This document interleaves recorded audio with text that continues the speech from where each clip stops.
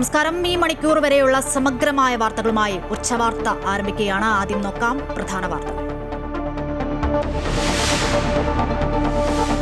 വയനാട് കള്ളാടി മണ്ണിടിച്ചിലിൽ ദുരന്തത്തിൽ മരണം 7 ഇന്ന് കണ്ടെത്തിയത് 4 മൃതദേഹങ്ങൾ. കണ്ടെത്താനുള്ള ഒരാൾക്കായി തിരച്ചിൽ തുടരുന്നു. ദുരന്ത സ്ഥലവും പരിക്കേറ്റവരെയും സന്ദർശിച്ച് പ്രതിപക്ഷ നേതാവ് പിണറായി വിജയൻ. സംസ്ഥാനത്ത് മഴ മുന്നറിയിപ്പിൽ മാറ്റം. വയനാട്, കോഴിക്കോട്, മലപ്പുറം ജില്ലകളിൽ ഓറഞ്ച് അലർട്ട്. 6 ജില്ലകളിൽ യെല്ലോ അലർട്ട്. മഴക്കെടുതിയിൽ വ്യാപക നാശനഷ്ടം. കോഴിക്കോട് റെയിൽവേ സ്റ്റേഷനിൽ കെട്ടിടം തകർന്ന അപകടം. ട്രെയിൻ ഗതാഗതം തടസ്സപ്പെട്ടു.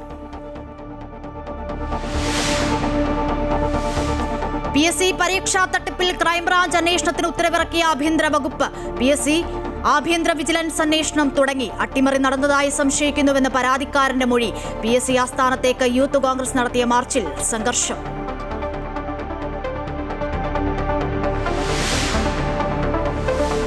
പ്രധാനമന്ത്രി നരേന്ദ്രമോദി ഓസ്ട്രേലിയയിൽ. വ്യാപാര, പ്രതിരോധ, സാമ്പത്തിക സഹകരണം ശക്തമാക്കുക ലക്ഷ്യം. പ്രധാനമന്ത്രി ആന്റണി അൽബനീസുമായി ചർച്ച ഇന്ന്. പ്രവാസികളുടെ യോഗത്തിലും മോദി സംസാരിക്കും.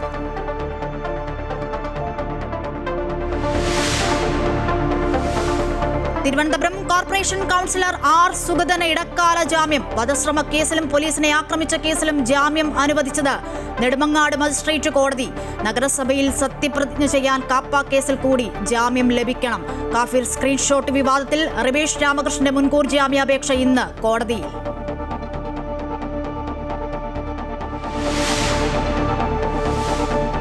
ഇറാനിൽ വീണ്ടും ആക്രമണം നടത്തിയ അമേരിക്ക. വിവിധയിടങ്ങളിൽ സ്ഫോടനം. ഹോർമൂസിൽ 20 യുദ്ധക്കപ്പൽ വിന്യസിച്ചതായി US സെൻട്രൽ കമാൻഡ്. കപ്പൽ ആക്രമണത്തിനുള്ള തിരിച്ചടിയെന്ന് ട്രംപ്.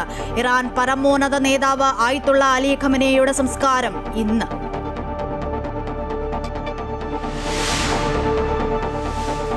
ഫിഫ ലോകകപ്പിൽ ക്വാർട്ടർ പോരാട്ടങ്ങൾക്ക് ഇന്ന് തുടക്കം. ഫ്രാൻസ് മൊറോക്കോ മത്സരം രാത്രി 1:30.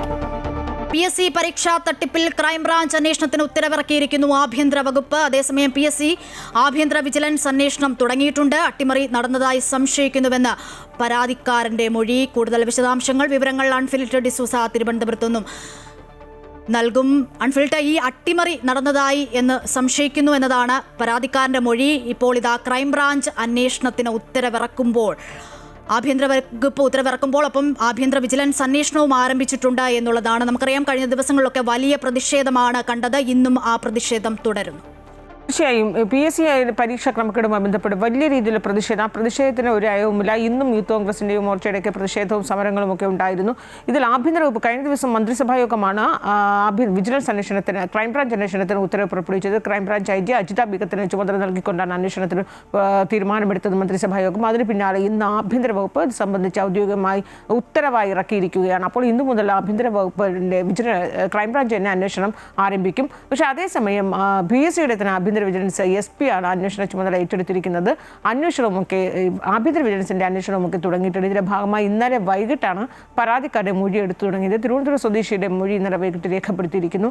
ആ പരാതിക്കാരൻ നൽകിയത് ആഭ്യന്തര വിജിലൻസിന്റെ പരീക്ഷ നടത്തി അട്ടിമറിക്കാൻ ശ്രമിച്ചു, ഒപ്പം തന്നെ അന്വേഷണവും അട്ടിമറിക്കപ്പെടും എന്ന രീതിയിൽ തന്നെയാണ് ആശങ്ക രേഖപ്പെടുത്തിയിരിക്കുന്നത്. ഒപ്പം പരീക്ഷാ ക്രമക്കേട്, ഗുരുതരമായ വീഴ്ചകൾ അടക്കം തന്നെയും ഈ ഓരോ മൊഴിയിൽ നിന്ന് ലഭിച്ചിരിക്കുന്നതെന്നാണ് മനസ്സിലാക്കേണ്ടത്. അപ്പോൾ അതനുസരിച്ച് ആഭ്യന്തര വിജിലൻസിന്റെ അന്വേഷണം ഒരു ഭാഗത്ത് പുരോഗമിക്കുമ്പോഴാണ് സർക്കാർ തലത്തിലെ അന്വേഷണം ക്രൈംബ്രാഞ്ച് ഏറ്റെടുത്തിരിക്കുന്നു. ക്രൈംബ്രാഞ്ചിന്റെ അന്വേഷണം ഇന്നിപ്പോൾ ഔദ്യോഗികമായി ആഭ്യന്തര വകുപ്പിന്റെ ഉത്തരവ് ഉറപ്പായ സ്ഥിതിക്ക് ഇന്ന് മുതൽ തന്നെ അന്വേഷണം ആരംഭിക്കുക. അതിൽ ഏറ്റവും ശ്രദ്ധേയമാകുന്നത്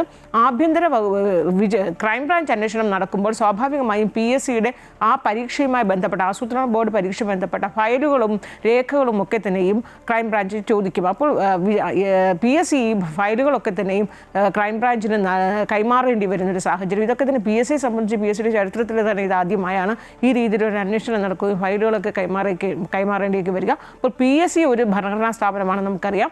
PSCക്കെതിരെ നടക്കുന്ന ഒരു അന്വേഷണത്തിൽ ഫയലുകളും രേഖകളും ഒക്കെ ക്രൈംബ്രാഞ്ചിന് കൈമാറുമോ എന്നുള്ളതൊക്കെയാണ് ഇനി കാത്തിരുന്ന് കാണേണ്ടത്. അതേസമയം ആഭ്യന്തര വിജിലൻസ് അന്വേഷണം പുരോഗമിക്കുമ്പോൾ ഗുരുതരമായ വീഴ്ചകളും കുറ്റകൃത്യങ്ങളും അല്ലെങ്കിൽ ഗുരുതരമായ വീഴ്ചകൾ തന്നെയാണ് പരാതിക്കാരുടെ മൊഴിയായി രേഖപ്പെടുത്തിയിരിക്കുന്നത്. ശരി അൺഫിൽറ്റർ, എന്തായാലും PSC പരീക്ഷാ തട്ടിപ്പിൽ ക്രൈംബ്രാഞ്ച് അന്വേഷണത്തിന് ഉത്തരവിറക്കിയിരിക്കുകയാണ് ആഭ്യന്തര വകുപ്പ്. മറുവശത്ത് PSC ആഭ്യന്തര വിജിലൻസ് അന്വേഷണം ആരംഭിച്ചിട്ടുണ്ട്. വലിയ പ്രതിഷേധമാണ് ഇന്നും കണ്ടത്. വിവരങ്ങളാണ് അൺഫിൽറ്റർ ഡിസൂസ തിരുവനന്തപുരത്തു നിന്നും നൽകിയത്.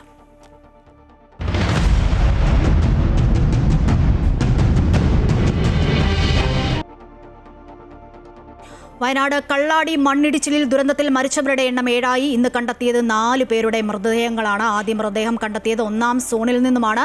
രണ്ടാമത്തെ മൃതദേഹം കണ്ടെത്തിയത് 3-ാം സോണായ പുഴക്കരയിൽ നിന്നുമാണ്. ഇനി കണ്ടെത്താനുള്ളത് ഒരാളെയാണ്. ദൗത്യസംഘത്തെ വിപുലീകരിച്ച് പരിശോധന തുടരുകയാണ്. പ്രതിപക്ഷ നേതാവ് പിണറായി വിജയൻ കള്ളാടിയിലെ ദുരന്തഭൂമി സന്ദർശിച്ചു. വിവരങ്ങൾ നൽകാൻ വയനാട്ടിൽ നിന്നും ജോസഫ് അഗസ്റ്റിൻ ചേരുന്നുണ്ട്. ജോസഫ്, 7 പേരുടെ മൃതദേഹം കണ്ടെത്തി. ഇനി ഒരാളുടെ മൃതദേഹം കൂടിയാണ് കണ്ടെത്താനുള്ളത്. ഇപ്പോഴും തിരച്ചിൽ പുരോഗമിക്കുകയല്ലേ? കാലാവസ്ഥ പ്രതികൂലമാണോ? മറ്റു വിവരങ്ങൾ എന്താണ്? അശ്വതി, നിലവിൽ ഇന്നത്തെ തെരച്ചിൽ മാത്രം 4ഓളം മൃതദേഹങ്ങളാണ് കണ്ടെത്തിയിരിക്കുന്നതിൽ എക്സ്കവേറ്റർ ഓപ്പറേറ്റർ ആയിട്ടുള്ള ഒരാളുടെ മൃതദേഹം, അതുപോലെ തന്നെ സൈറ്റ് എഞ്ചിനീയർ ആയിട്ടുള്ള രാഹുൽ ശർമ്മ എന്നിവരുടെ മൃതദേഹങ്ങളാണ് ഇപ്പോൾ തിരിച്ചറിഞ്ഞിട്ടുള്ളത്.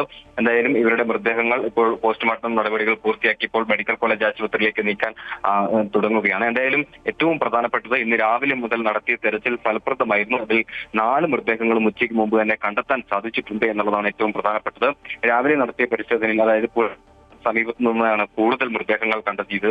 ഒരു മൃതദേഹം വൻകുനിയുടെ ഭാഗത്തു നിന്നാണ് കണ്ടെത്തിയത്. ഈ പുഴ കേന്ദ്രീകരിച്ച് കൂടുതൽ പരിശോധന നടത്തുന്നത് വഴി ഇത്തരത്തിൽ ഫലപ്രദമായ രീതിയിൽ ഈ രക്ഷാദൗത്യം പൂർത്തിയാക്കാൻ സാധിക്കുമെന്ന് തന്നെയാണ് കരുതുന്നത്. എന്തായാലും ഈ ദൗത്യ സംഘത്തെ ഉൾപ്പെടെ വിപുലീകരിച്ചുകൊണ്ടാണ് ഇന്നത്തെ പരിശോധന മുന്നോട്ട് പോകുന്നത്. കാലാവസ്ഥയും അനുകൂലമായി തുടരുന്ന ഒരു സാഹചര്യമാണുള്ളത്. ഒരുപക്ഷെ വരും മണിക്കൂറിൽ തന്നെ ആ കാണാതായ അവസാനത്തെ ആളെയും കണ്ടെത്താൻ കഴിയുമെന്നൊരു പ്രതീക്ഷയാണ് ഇപ്പോൾ ദൗത്യസംഘം പങ്കുവയ്ക്കുന്നത്. അശ്വതി, എന്തായാലും വയനാട്ടിൽ തിരച്ചിൽ പുരോഗമിക്കുകയാണ്. ഇനി കണ്ടെത്താനുള്ളത് ഒരാളെയാണ്. ദൗത്യസംഘത്തെ വിപുലീകരിച്ച് പരിശോധന തുടരുകയാണ് എന്നുള്ളതാണ് വിവരങ്ങളാണ് വയനാട്ടിൽ നിന്നും ജോസഫ് അഗസ്റ്റിൻ നൽകിയത്. മറ്റു വാർത്തയിലേക്ക്. വയനാട്ടിലെ മഴ മുന്നറിയിപ്പ് അവഗണിച്ചുവെന്നും മുന്നൊരുക്കങ്ങൾ ഉണ്ടായിട്ടില്ല എന്നും ഗുരുതര വീഴ്ചയെന്നും പ്രതിപക്ഷ നേതാവ് പിണറായി വിജയൻ. അതിതീവ്ര മഴയുണ്ടായിട്ടും അപകട മുന്നറിയിപ്പ് നൽകിയില്ലെന്നും പിണറായി വിജയൻ ആരോപിച്ചു. ഈ പദ്ധതിയുടെ ഭാഗമായി നീക്കിയ മണ്ണിൽ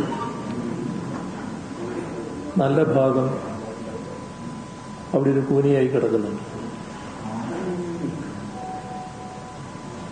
അപ്പോ ആ മണ്ണ് ആകെ ഒലിച്ചു പോയിട്ടില്ല എന്നാണ് തോന്നുന്നത്. അല്ലെങ്കിൽ അതവിടെ ബാക്കിയാവില്ലല്ലോ. നല്ലതുപോലെ അവിടെ കൂനിയായി കിടക്കുന്നുണ്ട്. എന്നാൽ അതോടൊപ്പമുള്ള ഒരു ഭാഗം മണ്ണും മേലെ നിന്ന് വന്ന വെള്ളവും മണ്ണും അതിനോട് ചേർന്നുള്ള എല്ലാം കൂടിയാണ് ഒഴുകിയെത്തിയത്. സംസ്ഥാനത്ത് മഴ മുന്നറിയിപ്പിൽ മാറ്റം. മലപ്പുറം, കോഴിക്കോട്, വയനാട് ജില്ലകളിൽ ഇന്ന് ഓറഞ്ച് അലർട്ടാണ്. ശക്തമായ മഴയിൽ ജില്ലകളിൽ കനത്ത നാശനഷ്ടങ്ങളുണ്ടായി. അപകട സാധ്യത കണക്കിലെടുത്ത് മലയോര മേഖലകളിലേക്ക് രാത്രി യാത്രയ്ക്ക് കർശന നിയന്ത്രണം ഏർപ്പെടുത്തിയിട്ടുണ്ട്.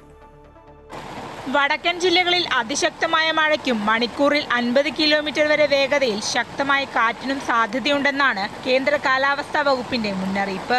മലപ്പുറം, കോഴിക്കോട്, വയനാട് ജില്ലകളിൽ ഇന്ന് ഓറഞ്ച് അലർട്ട് പ്രഖ്യാപിച്ചു. എറണാകുളം, ഇടുക്കി, തൃശൂർ, പാലക്കാട്, കണ്ണൂർ, കാസർഗോഡ് ജില്ലകളിൽ യെല്ലോ അലർട്ടാണ്. മഴ മുന്നറിയിപ്പിനെ തുടർന്ന് മലപ്പുറം, കോഴിക്കോട്, വയനാട് ജില്ലകളിലെ വിദ്യാഭ്യാസ സ്ഥാപനങ്ങൾക്ക് അവധി പ്രഖ്യാപിച്ചിട്ടുണ്ട്. പ്രൊഫഷണൽ കോളേജുകൾ ഉൾപ്പെടെയുള്ള മുഴുവൻ വിദ്യാഭ്യാസ സ്ഥാപനങ്ങൾക്കും അവധി ബാധകമാണ്. മുൻപ് നിശ്ചയിച്ച പരീക്ഷകൾക്ക് മാറ്റമില്ല. അതേസമയം മഴയെ തുടർന്ന് ജില്ലയിൽ കനത്ത നാശനഷ്ടങ്ങളുണ്ടായി. തൃശൂർ ചാലക്കുടിയിലുണ്ടായ മിന്നൽ ചുഴലിയിൽ നിരവധി മരങ്ങൾ കടപുഴകി വീണു. ലൗലി ജോയുടെ പുരയിടത്തിലെ മരങ്ങളാണ് നിലം പതിച്ചത്. പത്തനംതിട്ട ചെങ്ങറ സമരഭൂമിയിൽ അനിലിന്റെ വീടിന്റെ മേൽക്കൂര തകർന്നു വീണു. അനിൽ, ഭാര്യ മിനി, അയൽവാസിയായ സരസമ്മ എന്നിവർക്ക് അപകടത്തിൽ പരിക്കേറ്റു. ചാലിയാറും ഇരുവഞ്ഞിയും ചെറുപുഴയും കരകവിഞ്ഞൊഴുകി. ഇതേ തുടർന്ന് കോഴിക്കോട് ജില്ലയിലെ മാവൂർ, പെരുവയൽ, ചാത്തമംഗലം, കൊടിയത്തൂർ പഞ്ചായത്തുകളിലെ താഴ്ന്ന പ്രദേശങ്ങളിൽ വെള്ളം കയറി. ഗതാഗതവും പൂർണ്ണമായും തടസ്സപ്പെട്ടിട്ടുണ്ട്. നമ്പിക്കുളങ്ങര നേതാജി വായനശാലയ്ക്ക് സമീപം മണ്ണിടിഞ്ഞു വീണു. താമരശ്ശേരി ചുരത്തിൽ ഓടിക്കൊണ്ടിരിക്കുന്ന വാഹനത്തിന് മുകളിലേക്ക് മരം ഒടിഞ്ഞു വീണ് 2 പേർക്ക് പരിക്കേറ്റിരുന്നു. അതേസമയം മലയോര തീരദേശ മേഖലകളിൽ താമസിക്കുന്നവർ ജാഗ്രത പാലിക്കണമെന്നും നിർദ്ദേശം നൽകിയിട്ടുണ്ട്. മലയോര മേഖലകളിൽ രാത്രി യാത്രയ്ക്ക് കർശന നിയന്ത്രണം ഏർപ്പെടുത്തി. ഉരുൾപൊട്ടൽ സാധ്യതയുള്ള പ്രദേശങ്ങളിൽ താമസിക്കുന്നവരെ സുരക്ഷിത സ്ഥാനങ്ങളിലേക്ക് മാറ്റാനുള്ള നടപടികളും പുരോഗമിക്കുകയാണ്. വിവിധ ബ്യൂറോകൾക്കൊപ്പം അമൃത ന്യൂസ്, കോഴിക്കോട്. ശക്തമായ മഴയിൽ കോഴിക്കോട് റെയിൽവേ സ്റ്റേഷനിലെ ക്ലോക്ക് ടവർ തകർന്നു. 3ാം പ്ലാറ്റ്ഫോമിലെ ക്ലോക്ക് ടവറാണ് തകർന്നത്. പ്ലാറ്റ്ഫോമിൽ യാത്രക്കാർ ഇല്ലാത്തതിനാൽ വലിയ അപകടം ഒഴിവായി. കോഴിക്കോട് കണ്ണൂർ പാസഞ്ചർ പ്ലാറ്റ്ഫോമിൽ ഉള്ളപ്പോഴായിരുന്നു അപകടം. അപകടത്തെ തുടർന്ന് സ്റ്റേഷനിലെ വൈദ്യുതി ബന്ധം പൂർണ്ണമായും വിച്ഛേദിക്കപ്പെട്ടു. ട്രെയിൻ ഗതാഗതവും നിർത്തിവെച്ചു. കോഴിക്കോട് നിന്നും 1:45 പുറപ്പെടേണ്ട ജനശതാബ്ദി കലായി റെയിൽവേ സ്റ്റേഷനിൽ നിന്നും പുറപ്പെടും. കോഴിക്കോട് റെയിൽവേ സ്റ്റേഷനിൽ 4ാം പ്ലാറ്റ്ഫോമിലൂടെ മാത്രമാണ് ട്രെയിൻ കടത്തിവിടുക. കോഴിക്കോട് നിന്നും രേഷ്മ തയ്യാറാക്കിയ റിപ്പോർട്ടിലേക്ക്. 2ാം പ്ലാറ്റ്ഫോമിൽ നിന്നും 3ാം പ്ലാറ്റ്ഫോമിലേക്കാണ് ഈ കെട്ടിടം പതിച്ചിരിക്കുന്നത്. ഈ സമയത്ത് ക്ലീനിങ്ങിൽ ഉൾപ്പെടെ തൊഴിലാളികൾ ഉണ്ടായിരുന്നെങ്കിലും ഇവരൊക്കെ രക്ഷപ്പെടുകയായിരുന്നു. നമ്മളോടൊപ്പം ഇവരാണ് ചേരുന്നത്. ഞങ്ങളിത് ക്ലീൻ ചെയ്ത് കഴിഞ്ഞ് എല്ലാവരും റൂമിൽ പോയി. ലാസ്റ്റ് ഞങ്ങളിത് പൂട്ടി വരികയാണ്. ഇതൊക്കെ ഇവിടെയൊക്കെ ഡോറൊക്കെ പൂട്ടി പുറകിൽ നിന്ന് പൂട്ടി വരുമ്പോഴാണ് ഈ സൗണ്ട് കേട്ടത്. അപ്പോൾ ഇവിടുന്ന് ഒരു സാർ അങ്ങോട്ട് ഓടി വരുന്നത് കണ്ടു. ഒന്നായിട്ട് പുക മൂടി കിടക്കുകയായിരുന്നു. വിഷ്വലുണ്ട്, പുക ഒന്നായിട്ട് പുക മൂടി കിടക്കുകയായിരുന്നു. സമയത്ത് ഇവിടെ ആൾക്കാരുണ്ടായിരുന്നു, പാസഞ്ചേഴ്സ്? ഇല്ല, ആരുമില്ല. ഇവിടെ സാധാരണ ഉണ്ടാവില്ല. ഈ രാവിലെ വന്നാൽ പിന്നെ 2:30 ആകുമ്പോൾ വണ്ടി എടുക്കുള്ളൂ. ഇപ്പോൾ ക്ലീനിങ് ഒക്കെ കഴിഞ്ഞ് ഞങ്ങൾ ഡോറൊക്കെ ക്ലോസ് ചെയ്യും. ഇതൊരു പഴയ കെട്ടിടമായിരുന്നല്ലോ, അപ്പോൾ ഒരു അപകട ഭീഷണി നേരത്തെ അറിയിപ്പുണ്ടായിരുന്നു? അറിയിപ്പ് ഇതുവരെ ഞങ്ങൾ ലഭിച്ചിട്ടൊന്നുമില്ല. പക്ഷേ ബിൽഡിങ്ങിൻ്റെ അവസ്ഥ ശോചനീയമായിരുന്നു, കണ്ടിട്ടുണ്ട്. ഈ ട്രെയിൻ ഇവിടെ നിർത്തിയിട്ടിരുന്നില്ലേ? ട്രെയിൻ ഇവിടെ നിർത്തിയിട്ടാണ്. എല്ലാവരും ആ സമയം കണ്ട് എല്ലാവരും ഓടി രക്ഷപ്പെട്ടു എന്നാണ് പറയുന്നത്? അല്ലല്ല, അപ്പോൾ ഇവിടെ ആരുമില്ല. എല്ലാവരും ട്രെയിൻ ക്ലീൻ കഴിഞ്ഞ് റൂമിൽ പോയിട്ടുണ്ട്. എല്ലാവരും ഇവിടുന്ന് പോയിട്ടുണ്ട്. ഡോറൊക്കെ ക്ലോസ് ചെയ്താ. ഈ സമയത്ത് ഇവിടെ തൊഴിലാളികളൊന്നും ഉണ്ടായിരുന്നില്ല ഈ സമയത്ത് എന്നാണ് ഇപ്പോൾ നമുക്ക് ലഭിക്കുന്ന വിവരം. ഇനിയും ഇവിടെ ഒരു അപകട സാധ്യത ഉണ്ടെന്നാണ് നിലവിൽ ലഭിക്കുന്ന വിവരം. ഇത് ഏറെ പഴക്കം ചേർന്ന ഒരു കെട്ടിടമായിരുന്നു.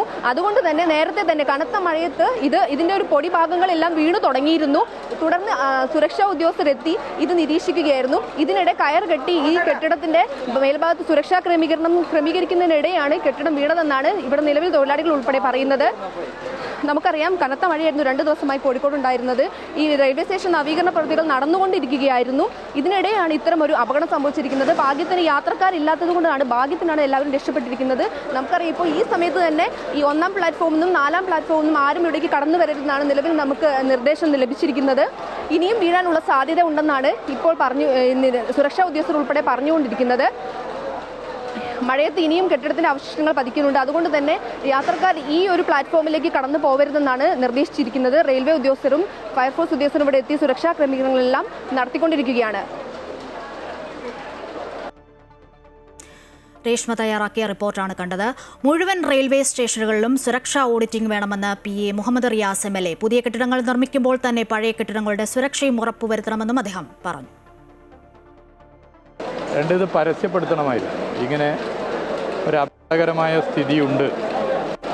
അതുകൊണ്ട് ജനങ്ങൾ ശ്രദ്ധിക്കണം. കാരണം കേരളത്തിൽ തന്നെ ഏറ്റവും അധികം ആളുകൾ ഉപയോഗിക്കുന്ന റെയിൽവേ സ്റ്റേഷനാണ് കോഴിക്കോട് റെയിൽവേ സ്റ്റേഷൻ. അങ്ങനെ ഒരു പരസ്യപ്പെടുത്തൽ നടത്തിയിട്ടില്ല. അപ്പോൾ ഇവിടെ വന്നതിന് ശേഷമാണ് അവിടെ ആ ഭാഗത്തൊക്കെ സെക്യൂരിറ്റി വെക്കണമെന്ന് പ്രത്യേകം ഞങ്ങൾ തന്നെ പറഞ്ഞത്. കനത്ത മഴയിൽ ഉത്തരേന്ത്യൻ സംസ്ഥാനങ്ങളിൽ വ്യാപക നാശനഷ്ടം. ഡൽഹി രോഹിണിയിലും രാജസ്ഥാൻ അജ്മീറിലും സൂറത്തിലും കെട്ടിടം തകർന്നു വീണു. മഹാരാഷ്ട്രയിൽ മഴക്കെടുതിയിൽ ഇതുവരെ 21 മരണം റിപ്പോർട്ട് ചെയ്തു. റായ്ഗഡിൽ LPG പ്ലാന്റിൽ വെള്ളം കയറി. ശക്തമായ മഴ തുടരുമെന്ന് കാലാവസ്ഥാ നിരീക്ഷണ കേന്ദ്രം മുന്നറിയിപ്പ് നൽകി. ശക്തമായ മഴയും കാറ്റും മണ്ണിടിച്ചിലും വ്യാപക നാശനഷ്ടമാണ് ഉത്തരേന്ത്യൻ സംസ്ഥാനങ്ങളിൽ ഉണ്ടാക്കിയത്. രാജ്യതലസ്ഥാനത്ത് കഴിഞ്ഞ 48 മണിക്കൂറിലധികമായി മഴ നിർത്താതെ പെയ്യുകയാണ്. റെഡ് അലർട്ട് പ്രഖ്യാപിച്ച് ജാഗ്രതാ നിർദ്ദേശം നൽകിയിട്ടുണ്ട്. താഴ്ന്ന പ്രദേശങ്ങൾ പലതും വെള്ളത്തിനടിയിലായി. ഗതാഗതം തടസ്സപ്പെട്ടു. രോഹിണിയിൽ നിർമ്മാണത്തിലിരുന്ന 4 നില കെട്ടിടം തകർന്നു വീണ് ഒരാൾ മരിച്ചു. തൊഴിലാളികൾക്കായി തിരച്ചിൽ തുടരുകയാണ്. ഗുരുഗ്രാം, ഫരീദാബാദ് എന്നിവിടങ്ങളിൽ ഓറഞ്ച് അലർട്ട് പ്രഖ്യാപിച്ചു. രാജസ്ഥാനിൽ അജ്മീറിലും ഗുജറാത്തിലെ സൂറത്തിലും മഴയിൽ കെട്ടിടം തകർന്നു വീണ് അപകടമുണ്ടായി. മഹാരാഷ്ട്ര, ഗുജറാത്ത് മേഖലയിലെ കനത്ത മഴയിൽ റെയിൽവേ ട്രാക്കുകൾ വെള്ളത്തിനടിയിലായത് രാജ്യത്തെ ട്രെയിൻ ഗതാഗതത്തെ സാരമായി ബാധിച്ചു. കേരളത്തിലേക്ക് ഉൾപ്പെടെ സർവീസ് നടത്തുന്ന ട്രെയിനുകൾ വഴിതിരിച്ചുവിട്ടു. നിരവധി ട്രെയിനുകൾ 20 മണിക്കൂർ വരെ വൈകിയാണ് സർവീസ് നടത്തുന്നത്. ജമ്മുകശ്മീർ, ഹിമാചൽ പ്രദേശ്, ഉത്തരാഖണ്ഡ് എന്നീ 3 സംസ്ഥാനങ്ങളിൽ മിന്നൽ പ്രളയത്തിന് സാധ്യതയുണ്ടെന്ന് അതീവ ജാഗ്രതാ നിർദ്ദേശം നൽകിയിട്ടുണ്ട്. ഉയർന്ന മേഖലകളിലേക്കുള്ള യാത്ര പരമാവധി ഒഴിവാക്കാനും വിനോദസഞ്ചാരികളും തീർത്ഥാടകരും അതീവ ജാഗ്രത പാലിക്കാനും നിർദ്ദേശിച്ചു. ഹിമാചൽ പ്രദേശിൽ പ്രാഥമിക കണക്കുകൾ പ്രകാരം മഴക്കെടുതിയിൽ 16 കോടിയിലധികം രൂപയുടെ നാശനഷ്ടമുണ്ടായി. മഹാരാഷ്ട്രയിൽ മഴക്കെടുതിയിൽ ഇതുവരെ 21 മരണം റിപ്പോർട്ട് ചെയ്തു. മഹാരാഷ്ട്രയിൽ അടുത്ത 24 മണിക്കൂറോടെ മഴ കുറയുമെന്നാണ് കാലാവസ്ഥാ നിരീക്ഷണ കേന്ദ്രം നൽകിയ അറിയിപ്പ്. അമൃത ന്യൂസ്, ന്യൂഡൽഹി. വീടിനായി സ്ഥലം നികത്തിയതിന്റെ പേരിൽ മണ്ണുമാന്തി യന്ത്രം വനം വകുപ്പ് ഉദ്യോഗസ്ഥർ പിടിച്ചെടുത്തതിനെതിരെ ആദിവാസി യുവാവിന്റെ ആത്മഹത്യാ ഭീഷണി. കഞ്ഞിക്കുഴി ഒഴുകുപാറയിൽ അജീഷ് എന്ന ആദിവാസി യുവാവാണ് വനം വകുപ്പ് ഓഫീസിൽ പിടിച്ചിട്ടിരിക്കുന്ന JCBയിൽ കയറി ശരീരത്ത് പെട്രോൾ ഒഴിച്ച് ആത്മഹത്യാ ഭീഷണി മുഴക്കുന്നത്. വിവരങ്ങളുമായി ഇടുക്കിയിൽ നിന്നും MC ബോബൻ ചേരുന്നുണ്ട്. MC ബോബൻ, ഇയാൾ ഇപ്പോഴും അവിടെ തുടരുകയാണോ അതോ താഴെ ഇറക്കിയിട്ടുണ്ടോ? എന്താണ് ഉണ്ടായത്? വനം വകുപ്പ് ഉദ്യോഗസ്ഥർ എന്തു പറയുന്നു? വിവരങ്ങൾ. ആശ്വതി, 1 മണിക്കൂറിലധികമായി അജീഷ് എന്ന ആദിവാസി യുവാവ് JCBയിൽ കയറി പെട്രോൾ ഒഴിച്ച് ആത്മഹത്യാ ഭീഷണി മുഴക്കുകയാണ്. വനം വകുപ്പിന്റെ ഉന്നത ഉദ്യോഗസ്ഥരും തന്റെ JCB പിടിച്ച റേഞ്ച് ഓഫീസറും സ്ഥലത്തെത്തണം എന്ന ആവശ്യമാണ് ഇയാൾ പ്രധാനമായും ഉന്നയിക്കുന്നത്.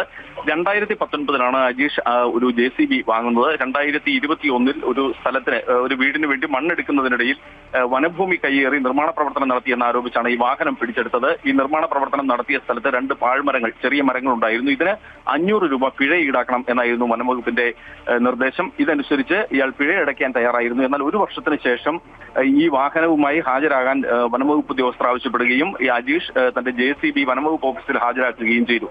10 ദിവസത്തിനുള്ളിൽ വാഹനം വിട്ടു നൽകുമെന്നാണ് അന്ന് റേഞ്ച് ഓഫീസർ അറിയിച്ചത്. എന്നാൽ ഇപ്പോൾ ഏതാണ്ട് 5 വർഷമായിട്ടും ഈ JCB വിട്ടുകൊടുക്കാൻ വനംവകുപ്പ് ഉദ്യോഗസ്ഥർ തയ്യാറാകുന്നില്ല. 30 ലക്ഷം രൂപയിലധികം തനിക്ക് നഷ്ടമുണ്ടായെന്നും ജീവിക്കാൻ ഇനി മാർഗമില്ല എന്നും പറഞ്ഞുകൊണ്ടാണ് അജീഷിന്റെ ഉച്ചയോടുകൂടി ആത്മഹത്യാ ഭീഷണിയുമായി നഗരംപാറ ഫോറസ്റ്റ് റേഞ്ച് ഓഫീസിലെത്തിയത്. വനംവകുപ്പ് ഉദ്യോഗസ്ഥരും പോലീസ് ഉദ്യോഗസ്ഥരും തന്നെ ഫയർഫോഴ്സ് ഉദ്യോഗസ്ഥരും ഇപ്പോൾ സ്ഥലത്തുണ്ട്. ഉന്നത ഉദ്യോഗസ്ഥരെത്തി തനിക്ക് ഉറപ്പ് നൽകാതെ, തന്റെ വാഹനം വിട്ടു നൽകുമെന്ന് ഉറപ്പ് നൽകാതെ പ്രശ്നം പരിഹരിക്കില്ല എന്ന ഉറച്ച നിലപാടിലാണ് അജീഷ്. ഇയാൾ ഇപ്പോഴും ഈ JCBക്ക് മുകളിൽ ആത്മഹത്യാ ഭീഷണിയുമായിരിക്കുകയാണ്. ശരി, എന്തായാലും ഇയാൾ JCBയിൽ നിന്നും പുറത്തിറങ്ങിയിട്ടില്ല. 1 മണിക്കൂറോളമായി അവിടെ തുടരുകയാണ്. വിവരങ്ങളാണ് ഇടുക്കിയിൽ നിന്നും ബോബൻ നൽകിയത്. സർക്കാർ അഭിഭാഷക നിയമനത്തിന് ഹൈക്കോടതിയുടെ തിരുത്തൽ. സെഷൻസ് കോടതിയിൽ അഭിഭാഷകരെ നിയമിക്കുമ്പോൾ പ്രാഗൽഭ്യം കൂടി നോക്കണമെന്ന് കോടതി പറയുന്നു. സെഷൻസ് ജഡ്ജിന്റെ അഭിപ്രായം കൂടി കണക്കിലെടുക്കാനും നിർദ്ദേശമുണ്ട്. വിവരങ്ങൾ നൽകാൻ കൊച്ചിയിൽ നിന്നും അഡ്വക്കേറ്റ് രാജേഷ് ഉണ്ട്. രാജേഷ്, എന്തൊക്കെ നിരീക്ഷണമാണ് ഹൈക്കോടതി ഈ വിഷയത്തിൽ നടത്തിയത്? മുൻ സർക്കാരിന്റെ കാലത്ത് നിയമിച്ചിരുന്ന രാഷ്ട്രീയ നിയമനങ്ങൾ, അതായത് സെഷൻസ് കോടതിയിൽ വിചാരണ കോടതിയാണ്. ഈ വിചാരണ കോടതിയിൽ നിയമിക്കുന്നതൊക്കെ രാഷ്ട്രീയ ചായ്വുള്ള അഭിഭാഷകരെയാണ്. അത് രാഷ്ട്രീയ നിയമനമായിരുന്നു. ഇതിനാണ് ഇപ്പോൾ ഹൈക്കോടതി ഒരു പ്രത്യേക നിബന്ധന വച്ചിട്ടുള്ളത്. ഇക്കാര്യത്തിൽ നല്ല പ്രാഗൽഭ്യം തെളിയിച്ച അഭിഭാഷകരെ വേണം വിചാരണ കോടതികളിൽ നിയമിക്കുവാൻ. അതല്ലാതെ രാഷ്ട്രീയ നിയമനം മാത്രമായി പോകരുത്. രാഷ്ട്രീയ നിയമനം ആണെങ്കിൽ പോലും സർക്കാരിനാണ് നിയമിക്കാനുള്ള അധികാരമെങ്കിൽ പോലും അതിൽ കഴിവുള്ള അഭിഭാഷകരെ, മെറിറ്റ് നോക്കിയുള്ള അഭിഭാഷകരെ നിയമിക്കണം. ആരെങ്കിലും കൊണ്ട് നിയമിച്ച് ഒരു ചടങ്ങ് നടത്താൻ പറ്റില്ല. കാരണം ഇക്കാര്യത്തിലൊക്കെ വലിയ വീഴ്ചകൾ ഹൈക്കോടതിയിൽ വരുന്ന, അപ്പീൽ വരുന്ന കേസുകളിലൊക്കെ ഈ സെഷൻസ് കോടതിയിൽ വിചാരണ നടത്തുന്നതിന്റെ വീഴ്ചകൾ കൊണ്ട് പ്രതികൾ, വലിയ ഗുരുതരമായ കുറ്റകൃത്യം നടന്ന പ്രതികൾ പോലും വിട്ടുപോകുന്ന അവസ്ഥ വരുന്നുണ്ട്. അതുകൊണ്ട് തന്നെ അവരൊക്കെ വെറുതെ വിടേണ്ട അവസ്ഥകളൊക്കെ വരുന്നുണ്ട്. അതുകൊണ്ട് തന്നെ ഈ കാര്യത്തിൽ സെഷൻസ് ജഡ്ജിയുടെ ഒരു അഭിപ്രായം, ഒരു ഇന്റർവ്യൂ നടത്തി എടുക്കുന്ന ഒരു രീതിയിൽ ആ ഓരോ ജില്ലയിലെയും സെഷൻസ് ജഡ്ജിയുടെ, പ്രിൻസിപ്പൽ സെഷൻസ് ജഡ്ജിയുടെ അഭിപ്രായവും കൂടി കണക്കിലെടുത്തുകൊണ്ട് വേണം നിയമനം നടത്താൻ. ആ നിയമനം നടത്തുമ്പോൾ ആ ലിസ്റ്റ് സെഷൻസ് ജഡ്ജിയും കൂടെ പരിശോധിക്കാനുള്ള ഒരു സാഹചര്യം ഉണ്ടാക്കണമെന്നാണ് ഇപ്പോൾ ഹൈക്കോടതി നിർദ്ദേശം നൽകിയിട്ടുള്ളത്. ഇതിനു മുൻപ് നടന്ന നിയമനങ്ങളുടെ അപാകതകൾ കൊണ്ട് തന്നെയാണ് ഇപ്പോൾ പുതിയ സർക്കാരിന് ഹൈക്കോടതി പ്രത്യേക നിർദ്ദേശം നൽകിയിട്ടുള്ളത്. ശരി രാജേഷ്. വിഴിഞ്ഞം തുറമുഖ പദ്ധതിയിൽ മുഖ്യമന്ത്രിക്കെതിരെ രൂക്ഷ വിമർശനവുമായി മുൻ ധനമന്ത്രി KN ബാലഗോപാൽ. വിഴിഞ്ഞം പോർട്ട് സംബന്ധിച്ച് സെബിയുമായി VD സതീശൻ മുൻകൂട്ടി ചർച്ച നടത്തിയെന്നും VD സതീശൻ ഗവൺമെന്റ് അധികാരത്തിൽ വന്നാൽ നടപടിക്രമങ്ങൾ പാലിക്കാതെ അനുവാദം തങ്ങൾക്ക് ലഭിക്കുമെന്ന ഉറപ്പ് കമ്പനിക്ക് ലഭിച്ചിരുന്നതായും KN ബാലഗോപാൽ ആരോപിച്ചു. പക്ഷേ ഇതെങ്ങനെയാണ് ഇവർക്ക് സെബിക്ക് ഇത് കൊടുക്കാൻ ധൈര്യം വന്നത്? സെബിക്ക് ഇത് കൊടുക്കാൻ ധൈര്യം വന്നത് സംസ്ഥാനത്ത് തൊട്ടുമുമ്പ് ഒരു ഗവൺമെൻറ് ഉണ്ടായിരുന്നു. ആ ഗവൺമെൻറ് സമയത്ത് അത് കൊടുക്കാൻ ധൈര്യം വന്നില്ലല്ലോ. ഈ ഗവൺമെൻറ് സമയത്താണ് ധൈര്യം വന്നത്. ഈ ഗവൺമെൻറ് സമയത്ത് ധൈര്യം വന്നത് തെരഞ്ഞെടുപ്പ് റിസൾട്ട് വന്നു, പുതിയ മന്ത്രിസഭ വന്നു. മന്ത്രിസഭ വരുന്നതിന് മുമ്പ് തന്നെ മുഖ്യമന്ത്രിയായിട്ട്, നിയുക്ത മുഖ്യമന്ത്രിയായിട്ട് അല്ലെങ്കിൽ മന്ത്രിയാവാൻ സാധ്യതയുള്ള ശ്രീ VD സതീശനുമായിട്ട് ഈ കമ്പനിയുടെ ആളുകൾ സംസാരിച്ചു എന്നുള്ള വാർത്തകളും യാത്രയെപ്പറ്റിയൊക്കെയുള്ള വാർത്തകൾ ഇപ്പോൾ വന്നിട്ടുണ്ട്. വിഴിഞ്ഞം ഓഹരി കൈമാറ്റത്തിൽ മുഖ്യമന്ത്രിക്ക് മറുപടിയുമായി പ്രതിപക്ഷ നേതാവ്. മുഖ്യമന്ത്രി പ്രതിപക്ഷത്തിനെതിരെ നടത്തിയത് വില കുറഞ്ഞ ആക്ഷേപം. ദേശാഭിമാനിക്ക് മുൻപ് പല പത്രങ്ങളും ഓഹരി കൈമാറ്റ വാർത്ത കൊടുത്തിട്ടുണ്ട്. കണ്ണടച്ച് ഇരുട്ടാക്കുകയാണ് മുഖ്യമന്ത്രി ചെയ്യുന്നത്. വസ്തുതാപരമായ കാര്യങ്ങളിൽ നിന്നും മുഖ്യമന്ത്രിക്ക് ഒഴിഞ്ഞുമാറാനാകില്ലെന്നും പിണറായി പറഞ്ഞു. മുഖ്യമന്ത്രി നടത്തിയ പത്രസമ്മേളനത്തിൽ അദാനി ഗ്രൂപ്പിന്റെ ഓഹരി കൈമാറ്റ വിഷയത്തിൽ പ്രതിപക്ഷത്തിനെതിരെ വില കുറഞ്ഞ ആക്ഷേപങ്ങൾ ഉന്നയിച്ച് രക്ഷപ്പെടാനുള്ള ശ്രമം നടത്തുന്നതാണ് കാണാനിടയായി. ദേശാഭിമാനി ജൂൺ 5 പ്രസിദ്ധീകരിച്ച വാർത്ത പൊക്കിപ്പിടിച്ചാണ് സ്വന്തം വാദങ്ങൾക്ക് മുഖ്യമന്ത്രി ന്യായീകരണം കാണാൻ ശ്രമിക്കുന്നത്. വിഴിഞ്ഞം തുറമുഖ വിവാദത്തിൽ പ്രതികരണവുമായി മുൻ ധനമന്ത്രി തോമസ് ഐസക്. ഓഹരി കൈമാറ്റത്തിൽ കൃത്യമായ നിബന്ധനകൾ ഉണ്ടായിട്ടും അതൊന്നും മുഖ്യമന്ത്രി അറിഞ്ഞില്ല എന്ന് പറയുന്നത് വിശ്വസിക്കാനാകില്ല. വിഷയം മന്ത്രിസഭ ചർച്ച ചെയ്തിട്ടുണ്ടോ എന്നും മുഖ്യമന്ത്രി വ്യക്തമാക്കണമെന്നും അദ്ദേഹം പറഞ്ഞു. 250 കിലോമീറ്ററിനുള്ളിൽ സ്ഥിതി ചെയ്യുന്ന മറ്റേതെങ്കിലും പോർട്ടിൽ 25% ഓഹരിയുള്ള ഒരു കമ്പനിക്ക് അദാനി വിഴിഞ്ഞം പോർട്ട് ലിമിറ്റഡിന്റെ ഓഹരികൾ കൈമാറാൻ പാടില്ല എന്ന നിബന്ധനയുണ്ട്. കരാറിലെ 5-9 ക്ലോസ് ഇത് സംബന്ധിച്ചിട്ടുള്ളതാണ്. കോറോ ഹെൽത്തിലെ കൂട്ടപ്പിരിച്ചുവിടലിൽ ഹൈക്കോടതിയുടെ ഇടപെടൽ. തൊഴിൽ വകുപ്പിന് ഇടപെടാനാകില്ലെന്ന കമ്പനിയുടെ വാദം തള്ളി. അതേസമയം ഇന്നും ജോലിക്കെത്തിയ ജീവനക്കാർക്ക് കമ്പനിയിൽ പ്രവേശിക്കാൻ സാധിച്ചില്ല. തൊഴിലാളികൾക്ക് ഐക്യദാർഢ്യം പ്രഖ്യാപിച്ച് വിവിധ തൊഴിലാളി സംഘടനകൾ മാർച്ച് നടത്തി. തൊഴിലാളികളെ പിരിച്ചുവിട്ട നടപടി ചർച്ചയിലൂടെ പരിഹരിക്കാനാണ് ഹൈക്കോടതി നിർദ്ദേശം. നിലവിലെ ചട്ടങ്ങൾ പാലിച്ച് ചർച്ച നടത്തണം. സർക്കാരിന് വിഷയത്തിൽ ഇടപെടാൻ ബാധ്യതയുണ്ടെന്നും ഹൈക്കോടതി വ്യക്തമാക്കി.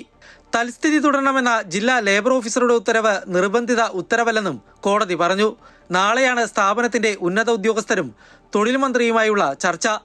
തിങ്കളാഴ്ച നടക്കേണ്ടിയിരുന്ന ചർച്ച കമ്പനി അധികൃതരുടെ അസൗകര്യം മൂലം മാറ്റുകയായിരുന്നു. അതേസമയം ഇന്നും കമ്പനിയിലെത്തിയ ജീവനക്കാർക്ക് ജോലിയിൽ പ്രവേശിക്കാൻ സാധിച്ചില്ല.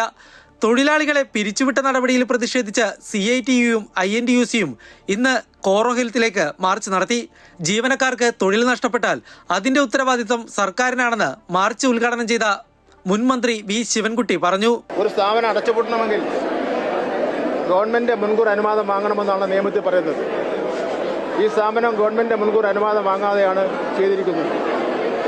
ഇത് മാത്രമല്ല, ഇപ്പോൾ ഇവിടെ നടന്നുകൊണ്ടിരിക്കുന്ന നടപടി വരുന്ന തൊഴിലാളികളെ പേപ്പറിൽ ഒപ്പിട്ട് വാങ്ങിയ ശേഷം അവരെ പറഞ്ഞു വിടുക എന്നുള്ള നടപടിയാണ് സ്വീകരിച്ചിരിക്കുന്നത്.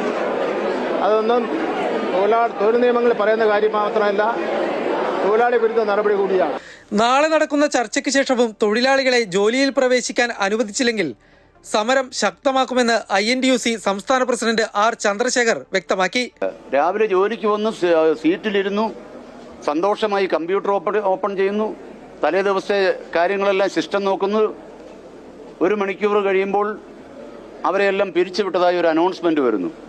നമുക്ക് ആർക്കെങ്കിലും അംഗീകരിക്കാൻ കഴിയുമോ? അപ്പോൾ ലോകത്ത് മനുഷ്യന് അംഗീകരിക്കാൻ കഴിയാത്ത കിരാതമായ ഒരു നടപടി. Amrita news, Kochi. Methar eagles FC പന്തോളം സമർപ്പിക്കുന്നത് മേത്തർ ഈഗിൾസ് FC കേരള.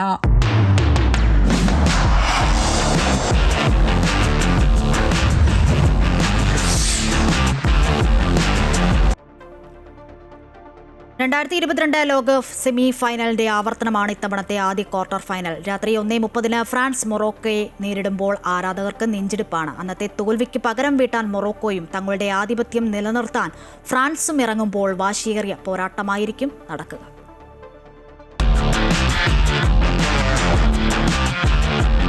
കിരീടം പ്രതീക്ഷിക്കുന്ന ടീമുകളിലൊന്നാണ് ഫ്രാൻസ്.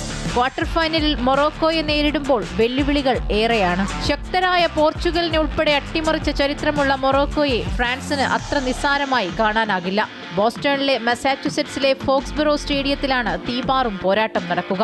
പ്രീ ക്വാർട്ടർ മത്സരങ്ങളിൽ പരാഗ്വേയെ തോൽപ്പിച്ചാണ് ഫ്രാൻസ് ക്വാർട്ടർ ഫൈനലിൽ എത്തിയത്. കിലിയൻ എംബാപ്പയുടെ പെനൽറ്റി ഗോളിലാണ് പരാഗ്വയെ മറികടന്നത്.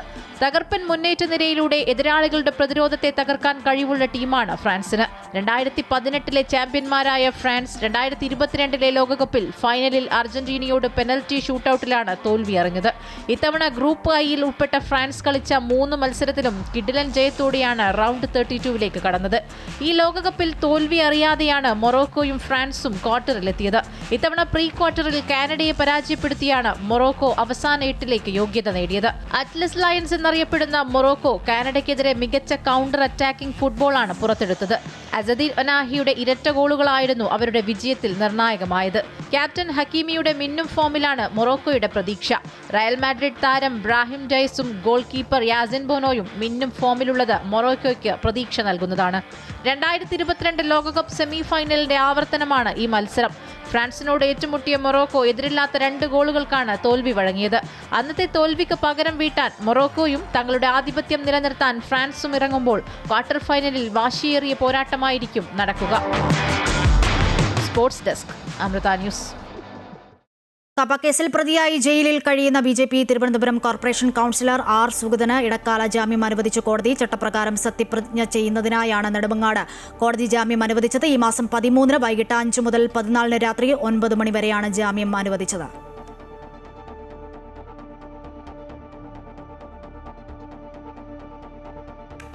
വടകര കാഫിർ സ്ക്രീൻഷോട്ട് കേസിൽ ഡിവൈഎഫ്ഐ നേതാവ് റിബേഷ് രാമകൃഷ്ണന്റെ മുൻകൂർ ജാമ്യാപേക്ഷ കോടതി ഇന്ന് പരിഗണിക്കും. കോഴിക്കോട് ജില്ലാ സെഷൻസ് കോടതിയാണ് മുൻകൂർ ജാമ്യാപേക്ഷ പരിഗണിക്കുക. വെടിനിർത്തൽ കരാർ അവസാനിച്ചുവെന്ന ട്രംപിന്റെ അറിയിപ്പിന് പിന്നാലെ ഇറാനിൽ വീണ്ടും ആക്രമണം നടത്തി US. തെക്കൻ ഇറാനിലെ ബന്ദർ അബ്ബാസ്, സിർക്, ചബഹർ എന്നിവിടങ്ങളിൽ സ്ഫോടനം നടന്നതായി ഇറാൻ മാധ്യമങ്ങൾ റിപ്പോർട്ട് ചെയ്തു. ഹോർമോസിൽ 20 യുദ്ധക്കപ്പലുകൾ വിന്യസിച്ച US. ശത്രുക്കൾക്ക് കനത്ത ശിക്ഷ നൽകുമെന്ന് ഇറാൻ പരമോന്നത നേതാവ് മുജ്തബ ഖമനേയുടെ സൈനിക ഉപദേഷ്ടാവ് വ്യക്തമാക്കി. 3 രാജ്യങ്ങളിലെ സന്ദർശനത്തിന്റെ ഭാഗമായി പ്രധാനമന്ത്രി നരേന്ദ്രമോദി ഓസ്ട്രേലിയയിലെ മെൽബണിൽ എത്തി. ഓസ്ട്രേലിയൻ പ്രധാനമന്ത്രി ആന്റണി അൽബനീസുമായി അദ്ദേഹം കൂടിക്കാഴ്ച നടത്തി. വ്യാപാര, പ്രതിരോധ, സാമ്പത്തിക സഹകരണങ്ങളിൽ ചർച്ചകൾ നടത്തും. ഇതോടെ ഉച്ചവാർത്ത പൂർണ്ണമാകുന്നു. കൂടുതൽ വാർത്തകൾക്കായി അമൃത ന്യൂസിന്റെ യൂട്യൂബ് ചാനൽ സന്ദർശിക്കുക. നമസ്കാരം.